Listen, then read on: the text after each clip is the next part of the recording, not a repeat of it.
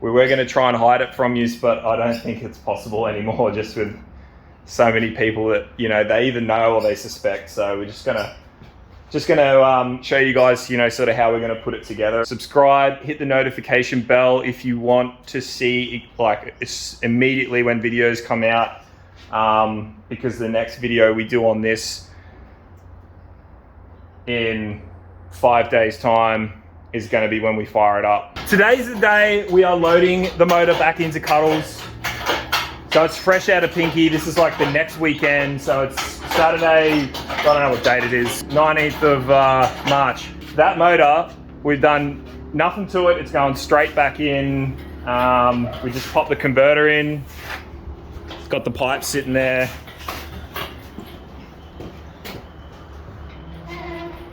Everything's pretty well as she was.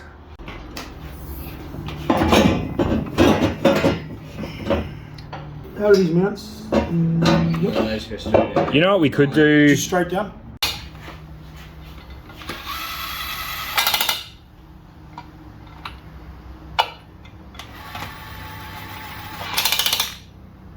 It's 2 Agadagas or? Yeah, 2 or 3.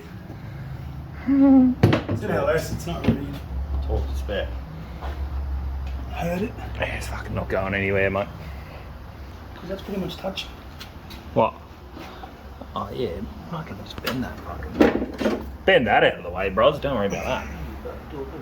See this? Nah, it's not going on YouTube.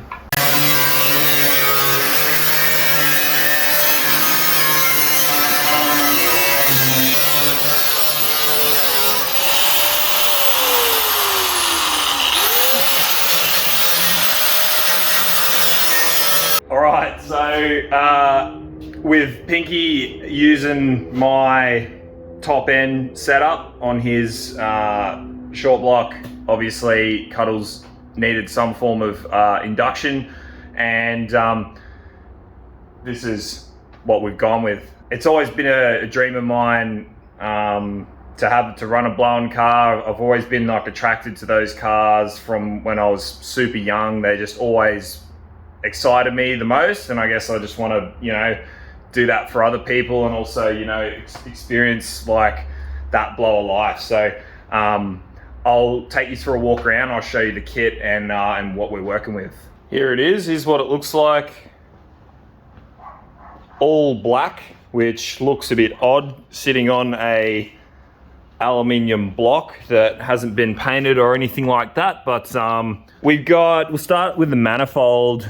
I actually don't know what brand the manifold is. It says Fisher here, but that's actually the top plate that bolts to the manifold itself. So whether the manifold is made by Fisher or whether this plate is just made by Fisher and the manifold's something else, I'm not too sure. I actually picked this entire kit up off Facebook Marketplace for an absolute bargain. As like a complete kit. So I didn't put it together, which is why I don't know. It's a pretty basic sort of setup as far as intake manifolds go. Nice big open plenum area, nice and low, which I wanted. I didn't want like a big high rise or, you know, something like a Holly high ram or something like that. I really prefer to keep it all low, which is one thing I love about this kit. It's nice and low down and not sort of too extravagant. It's got a burst panel up the front here, which is designed to sort of blow out whenever there's a supercharger like backfire or whatever, as opposed to you know, actually breaking the manifold, or I don't know, just lots of things can happen when there's a lot of pressure inside the intake manifold if you've got like an explosion happening in there where it should not be. But it's a nice big area to blow out, so that's good. We've also got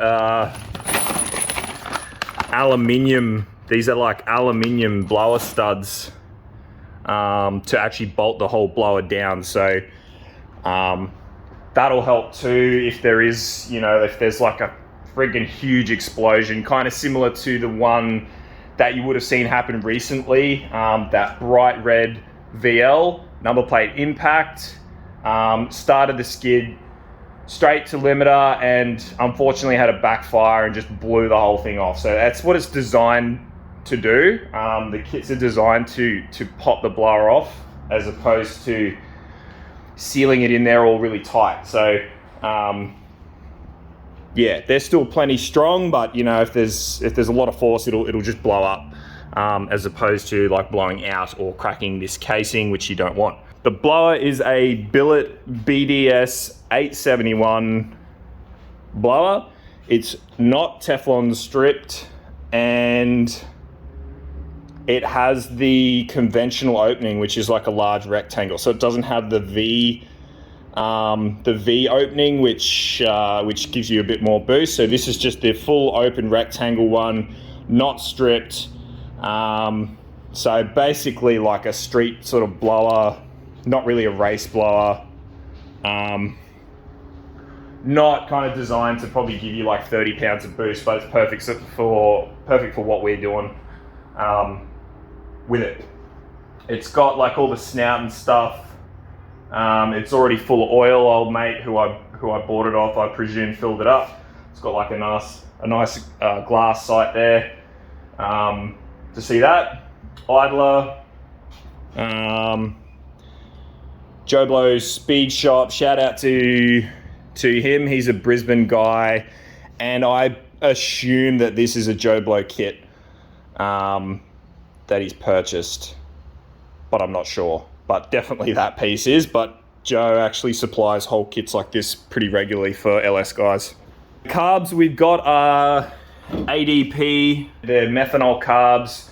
They're a 750 CFM carburetor, and they're basically entirely made from billet, which, you know, like the blower, it's a billet blower. Like, it doesn't actually do anything. It doesn't really mean anything. I guess you could argue like the main body here is shaped sort of really nicely. The flow into the venturis and all that would be in effect there, but you know, you've got the float bowls here made from billet, and you know, their only function there is to hold fuel. So yeah, they look really nice and all that sort of stuff. And like I said, I got the whole kit as for a bargain price, so I'm really happy with them. Obviously, like super high quality piece, but they're not like required. Don't go and buy a billet blower and billet carbs if you can't afford it, man. I wouldn't have bought this stuff if I didn't get it cheap. Like, I would not have bought it brand new. And in fact, I was trying to piece together a kit myself using way different parts, and just simply the fact that this was like a turnkey kit almost, ready to go for the right price was the reason I got it. So that's just a little bit so you know how I'm sort of thinking. It's not, I'm not sort of here going like, yeah, you know, it's going to run better or anything. Like, it won't. The carbs still need to be tuned.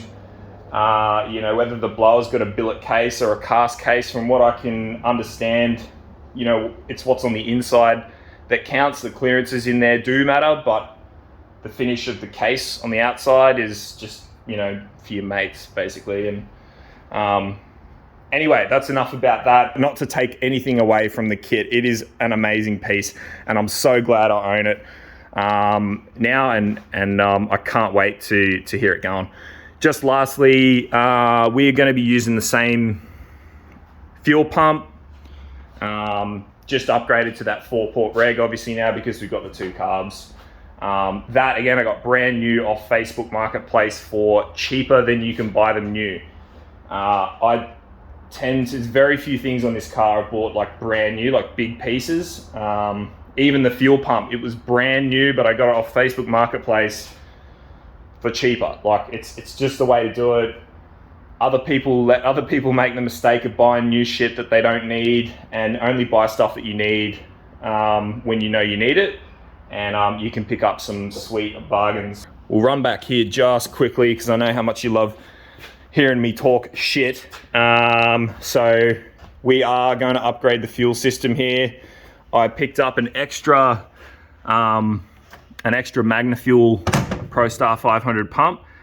What we're going to do is the main cell will go into this, it's secondhand, but again, Facebook Marketplace. It's a used unit, but allegedly dyno time only, as they all are.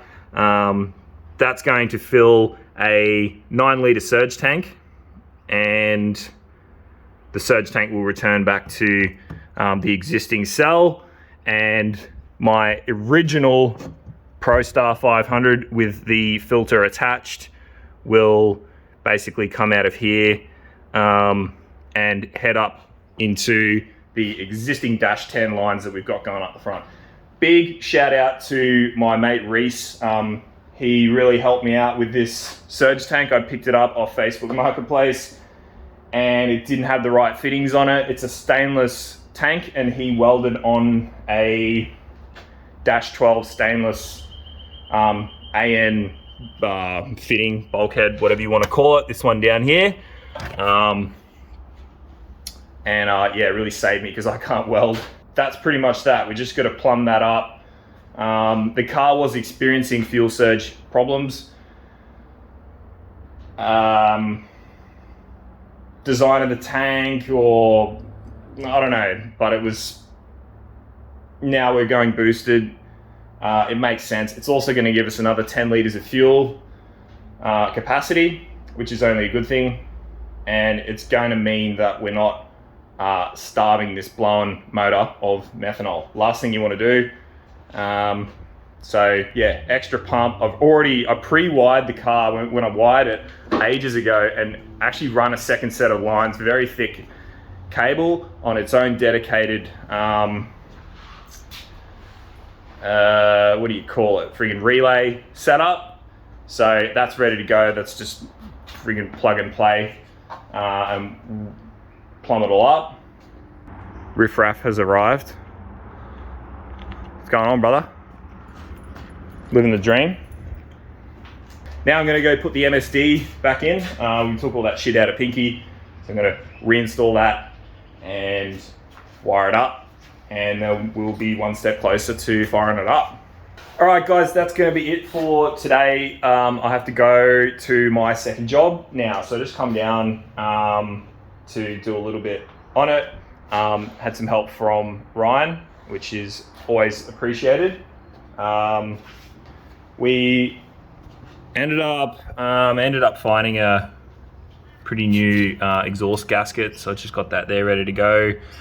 When those get done up, we run the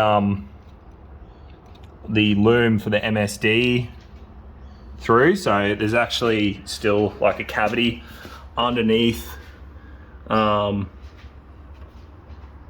the manifold.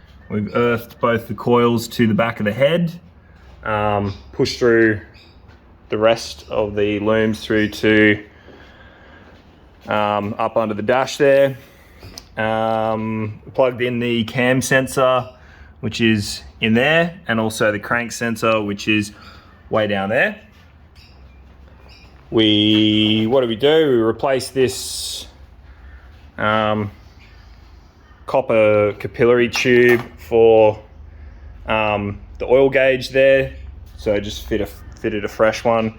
That's the rest of it there that we pulled through. Yeah, just gonna try and sort of come down and do bits and pieces on it until it's ready to fire, because it's all these little bits and pieces, you know, running stuff and getting stuff sorted, trying to remember where I put everything, etc., etc. That takes up all the time, so it just eats up hours. So you just got to put in the time. But I'm happy with that. Next thing, we're going to mount the MSD. I found all the bolts for that, so that's just sitting here in the footwell. I'll mount that up under where it sits up on this plate. Plug everything in, and then I'm going to start routing all the vacuum hose, or the boost hose, because we've got a new boost gauge and stuff to go in.